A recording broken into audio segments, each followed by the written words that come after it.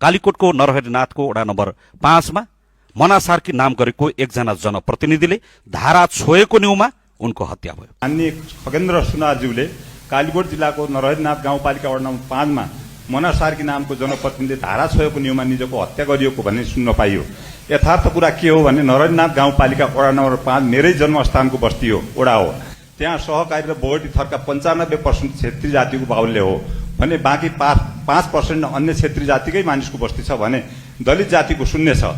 र उहाँले कसरी यो कुरा सदनमा ल्याउनु भयो यसप्रति मेरो घोर आपत्ति छ। साथै यो मिथ्या कुरा सदनको रेकर्डबाट हटाउन सम्माननीय सभामुखज्यू समक्ष माग गर्दछु। 2075 जेठको 19 गते कालीकोटको नरहरिनाथ गाउँपालिका वडा नम्बर 9 को दलित महिला जनप्रतिनिधि मना सार्कीको हत्या भएको कुरा सत्य हो।